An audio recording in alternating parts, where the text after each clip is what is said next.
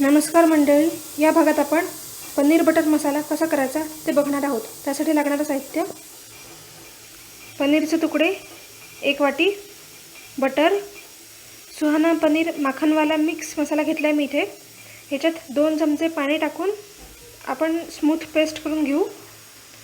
Tomato puree, 5-6 काजूचे तुकडे, 1 कांदा, सुकं खोबरं बारीक किसून घेतलं आहे मी इथे, आणि मगजबी तुम्हाला कोणत्याही किराणाच्या दुकानात मिळेल।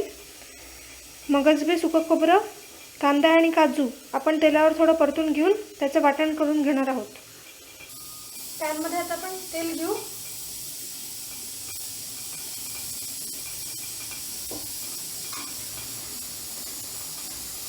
आता त्यात कांदा,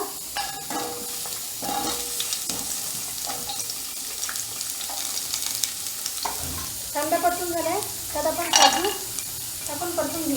काजू परतून झाले त्यात आपण खोबरं आणि मगजबी घालून ते पण परतून घेणार आहोत।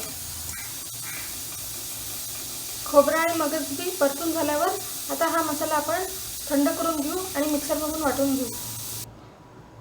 कांदा, काजू, मगजबी आणि सुकं खोबरं परतून घेतल्यानंतर आपण मिक्सरमधून वाटून घेतले आहे। सुहाना पनीर माखनवाला मिक्समध्ये मी 2 चमचे पाणी घालून पेस्ट तयार करून घेतली आहे।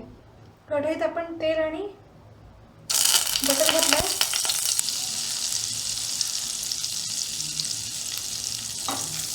त्यात आता मिक्सरमधून वाटून घेतलेलं वाटण घालणार आहोत।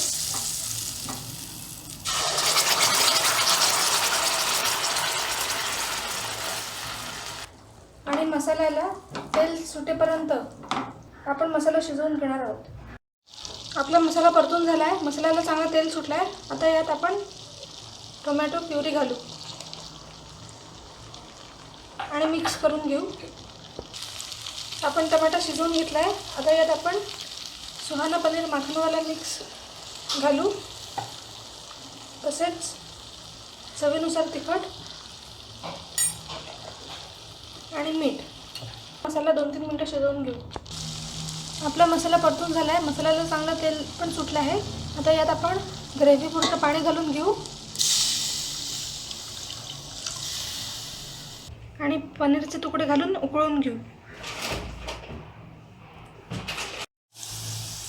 आपली पनीर बटर मसाल्याची भाजी तयार झाली आहे।